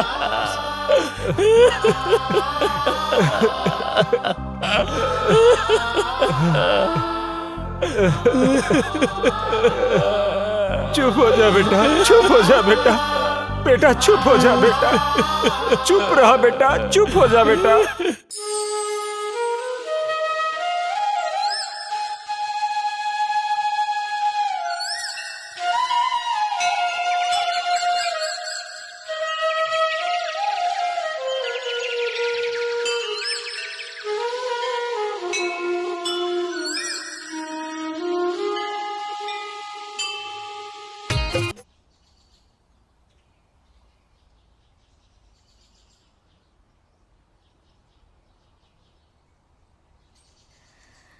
बहू, ई तू का कर रहल बाड़ू बहू? अरे अजय अभी दुनिया में नहीं खे, भगवान के उहे मर्जी रहे। अजय नईखन मरल बाबूजी, हमरा के पूरा विश्वास बा वो जहाँ भी हुई है हमारी मांग के सिंदूर उनका के खींच के ले आई। अजय के भाई तू ही समझावा बहू के। बेटी माजी, हमरा के विश्वास बा वो जिंदा हुए। हाँ बेटी, सब ठीक हो जाएगी, भगवान पे भरोसा रखा, सब ठीक हो जाएगी। रउआ बिल्कुल ठीक कहा तानी। देखी रउआ जैसन उचित समझी वैसन करी, हमरा कौनो एतराज नहीं के। चला काजल। कहाँ? बिटिया अभी तहार उम्र ही का बा, ये पहाड़ जैसी जिंदगी कैसे कटबू तू? यही से हम फैसला कैले बानी कि हम तोहार दूसर बियाह करब।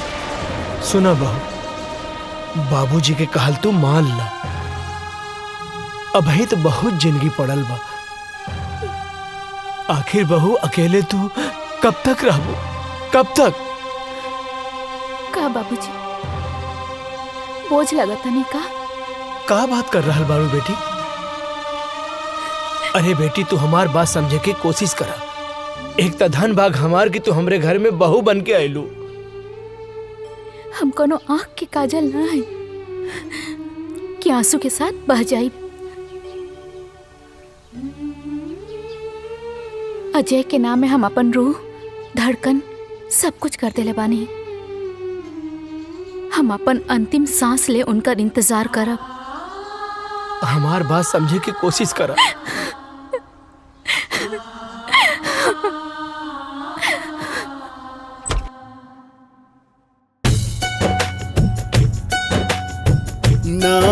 मुनव्वर खान, सच सच बता, बता कौन है तेरा बॉस और कहां कहां तुम लोग की प्लानिंग है ब्लास्ट करने की? तू ऐसे नहीं बताएगा, लगता है तुम्हें हिंदुस्तानी आर्मी का पावर दिखाना पड़ेगा। मुनव्वर खान, तू हिंदुस्तानी फौज के कब्जे में है। आज हिंदुस्तानी फौज तेरे साथ क्या सलूक करेगी तू सोच भी नहीं सकता है। बता सच सच, बोल तेरा बॉस कौन है? बोल बोल बोल।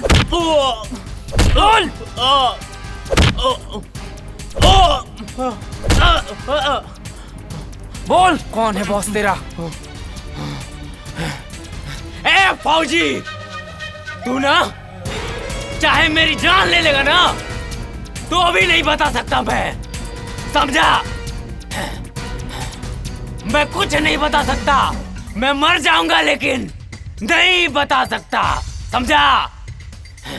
तू ऐसे नहीं मानेगा, तुझे 3rd डिग्री देना ही पड़ेगा। बोल कौन है बॉस तेरा और क्या मकसद है तुम लोगों का? नहीं बता सकता। चल जुबैर, फोन लाओ।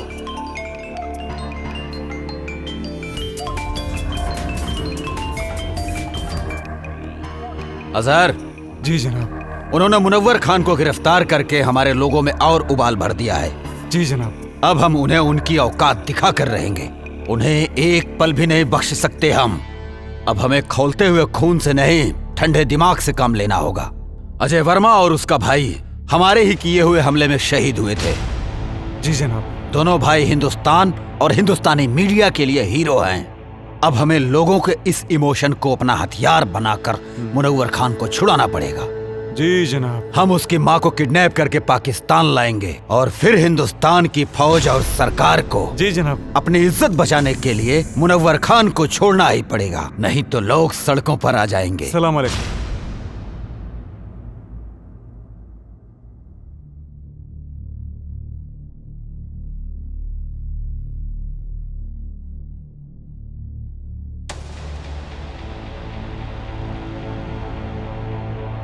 हे देवी मैया, हमार कलेजा के टुकड़े के काहे छीन ले लो। ओकरा बिना कैसे जी, ओकरा बिना हम कैसे जिया तानी माई। हम मर जाए, अब हम मर जाए। हाँ, हमरा लाल के साथ का कहलू, ओकरा के कुछ कैसे हो गल मैया। तू तो पूरा संसार के माता बड़ो, तू तो जाने लू ओकरा बिना काजल कैसे रही माई। हमरा परिवार के पुकार तो तू सुन सकेलू ना माई। हाँ, तू तो जाने लो ओकरे बिना हम ना रह सकब। ओकरे के कुछ कैसे हो गए। हम मर जाए, हम मर जाए, हम ओकरे बिना ना रह सकब। हमार बच्चे के लौटा दी माई। तू तो माई बड़ू, हमो माई है। हमार दिल के टुकड़े के लौटा दी।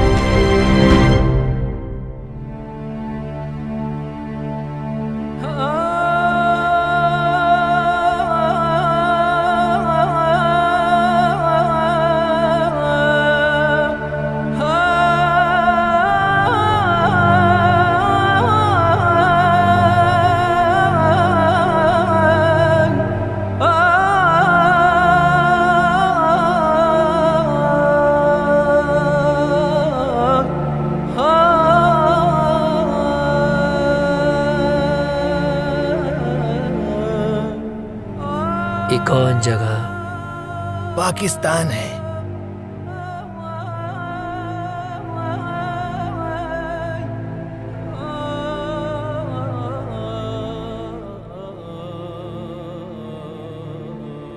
हम यहाँ कैसे हैं? कल मैं जंगल गया हुआ था तो वहां पर मैंने देखा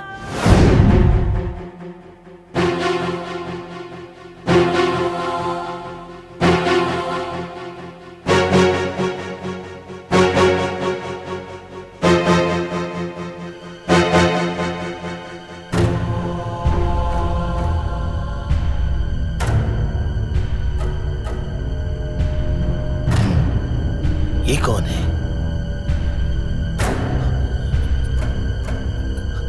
ये तो ऐसा लगता है जैसे हिंदुस्तानी है। ये फौजी लगता है।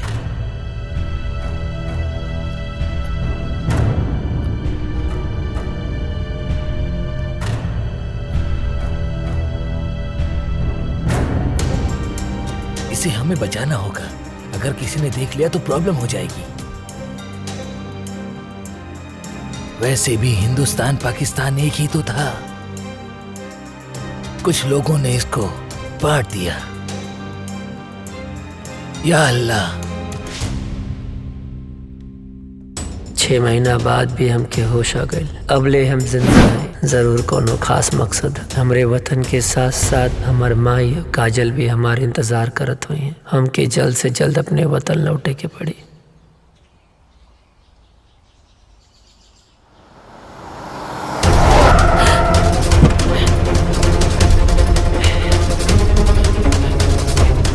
बुढ़िया चला। अरे हम चला। अरे छोड़ा। हम का कहीं नहीं। हमरा ले जाता रहा। अरे कहां है ये? चल गाड़ी में चल। अरे छोड़ा, हम बोला गाड़ी छोड़ा। ठीक ना क्या होई? छोड़ दे हमरा के। अरे हम बोला था कि हमरा के छोड़ दे। चुपचाप बैठ। गाड़ी के करा। अरे छोड़ा हमरा के। हमरा क्या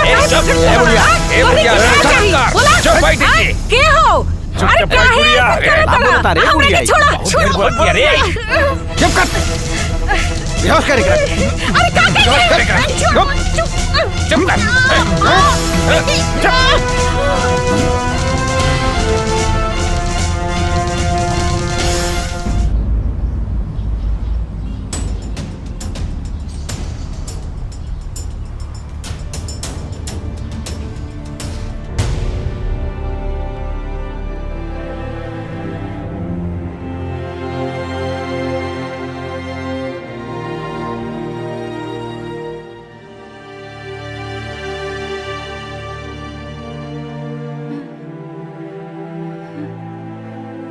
ये हम कहाँ बनी? हम जब बानल काहे बनी? हाँ, अरे क्यों बा? अरे हमरा के बचावा, हमरा के यहाँ से छुड़ा के ले जावा हो। हे भगवान, हमरा के छुड़ावा। अरे हमरा के बचावा इन लोगन से।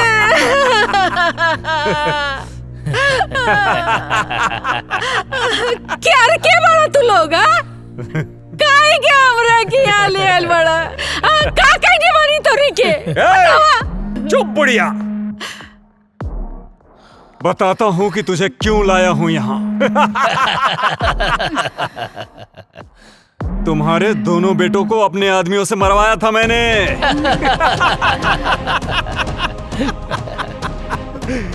सुन, तुझे मैं किस लिए लाया हूँ वो मैं तुझे बताता हूँ। तुम्हारे हिंदुस्तान के आर्मी ने हमारी टीम के कमांडर मुनव्वर खान को गिरफ्तार करके अपने हिंदुस्तान के जेल में बंद कर रखा है, जिसकी वजह से सारा प्लान हमारा फेल हो रखा है। और उसे ही छुड़ाने के लिए हमने तुझे किडनैप करवाया है आज, क्योंकि तेरे परिवार से पूरे देश की भावना जुड़ी हुई है। ये बुढ़िया सुन, अगर 24 घंटे के अंदर अंदर मुनव्वर खान को हिंदुस्तान सरकार ने नहीं छोड़ा तो हम तुम्हारे साथ जो करेंगे ना, उसे देखकर सारे हिंदुस्तानियों की रूह कांप जाएगी। और अभी 24 घंटे होने में कुछ ही समय बाकी है।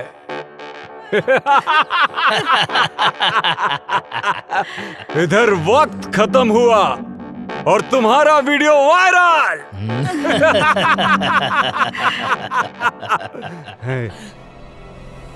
और उधर सरकार के खिलाफ जनता का विरोध। और विरोध इतना भयानक होगा कि मुनव्वर खान को हिंदुस्तान सरकार को छोड़ना ही होगा।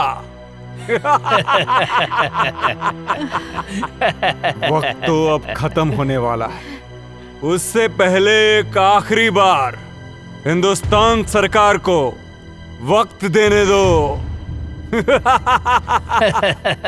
भगवान तू लोग के कभी ना माफ करिए। हाँ दरिंदो, हमरा के छोड़ी, हम बेकसूर बानी, हमरा के काहे पकड़ के रख ले बड़ा।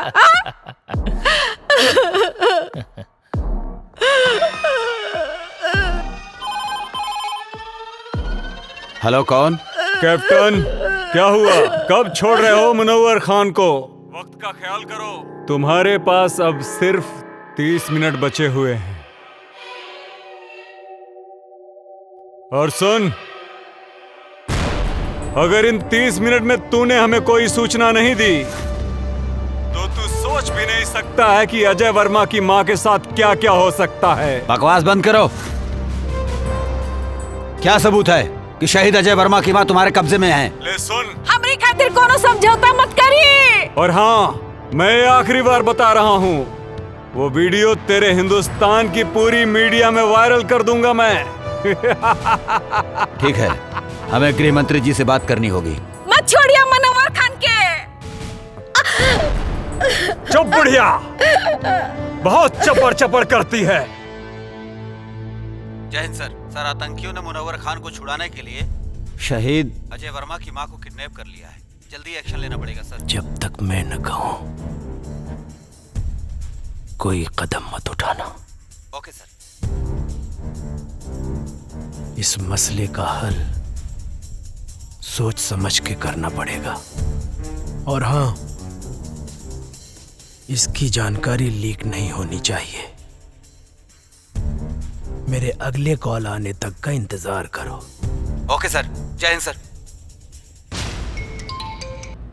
हेलो अजहर, क्या खबर है? जी हुजूर। हिंदुस्तानी फौज कब रिहा कर रही है मुनव्वर को? जनाब, अभी कोई खबर नहीं आई है मुनव्वर खान को छूटने की। फिक्र मत करो, खबर जरूर आएगी, क्योंकि वो बुढ़िया हमारे कब्जे में है। इस बुढ़िया को हम लोगों ने बांध के रखा है। अगर मुनव्वर खान को नहीं छोड़ा तो हम लोग आगे की कार्रवाई शुरू करेंगे। बहुत खूब, सारे सिपाहियों को चौकन्ना रखो, बस हम भी वहाँ पहुँच ही रहे। हमें आपका इंतजार है।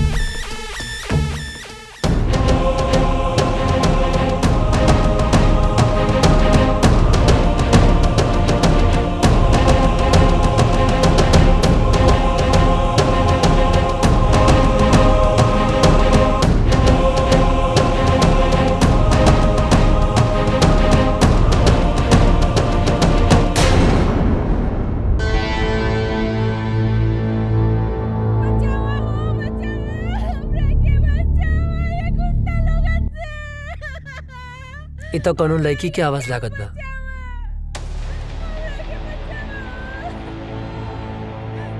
ना, हमें चक्कर में ना पड़ सकीला, न तो लोग के पता चल जाए कि हम इंडियन हैं। लागत है ज्यादा मुसीबत में बाड़ी। का करी भगवान?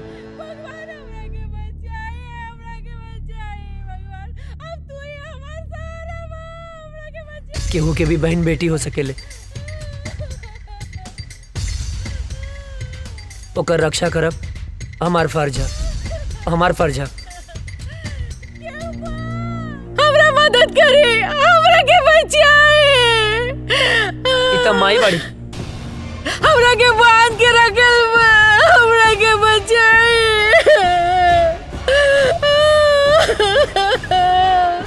हम का करी माई है, रुक जा।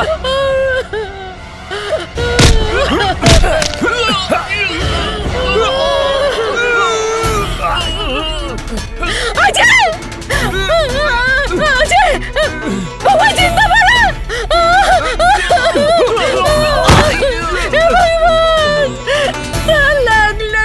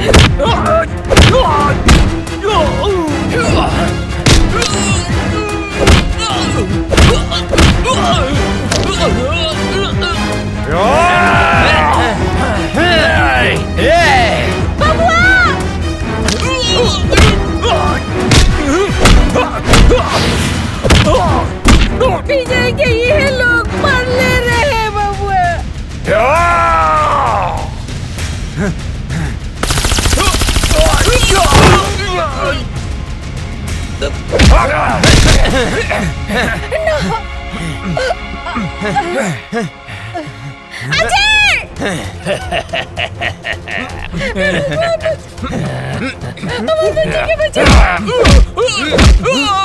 छोड़िए, हम एक फौजी के माई है। मार बेटा, इन्हीं के छोड़िए मत।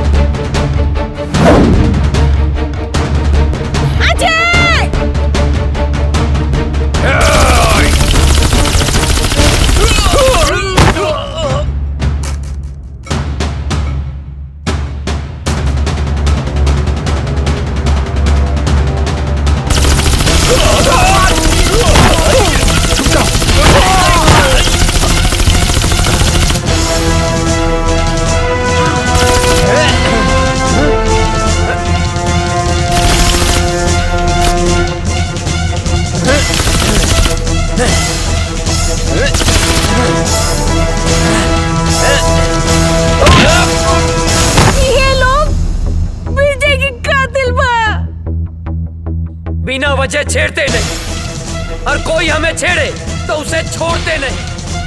फाड़ दे कलेजा दुश्मन के घर में, हिंदुस्तानी उसे कहते हैं।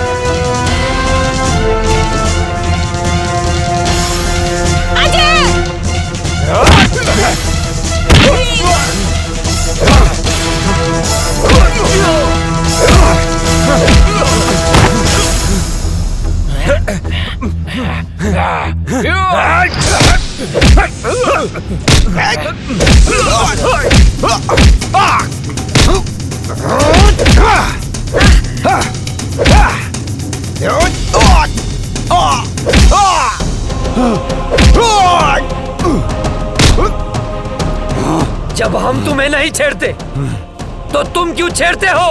कश्मीर क्यों नहीं छोड़ते? कश्मीर हमारा है। तुम एक मुनव्वर मारोगे तो 100 मुनव्वर पैदा होंगे। तुम एक मुनव्वर मारोगे तो लाख पैदा होंगे। लाख!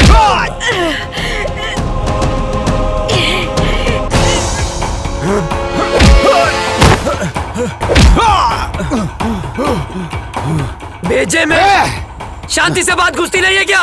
ए काफिर, तेरा भाई भी आया था यहाँ। मैंने मारा उसे, वो भी बम से उड़ा के, समझा?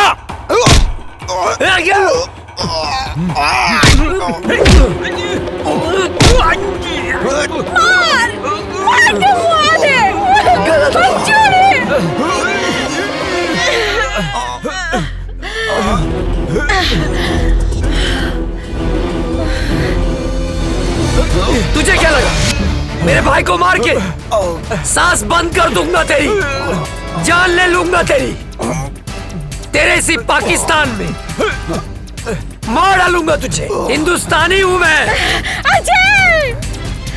हिंदुस्तानी हूँ मैं, हिंदुस्तानी। अजय!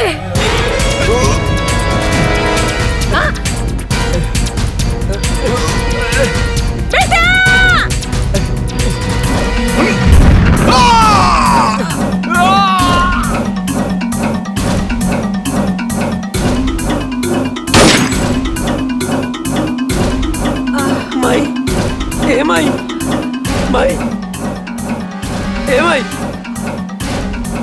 ए माई उठना, देखना तोर बेटा आ गेल माई। ए माई उठना माई, आँख खोलना। हाँ माई, अजय तोर बेटा। अजय बेटा हम काले रानी ना के हम आ जाए, देख आ गए नीना। कहाँ रहला माई के छोड़ के इतना दिन? गलती हो गई माई, गलती हो गई। जाना था ना, तोहर बाबूजी, काजल बिटिया, तोहर भाभी, तोहर भतीजिया चिंटू, यहाँ तक कि पूरा गांव हमार बबुआ के हमारा अजय के इंतजार करत रही। बेटा तू हमने के छोड़ के कहाँ गई? कहीं न जाए माई।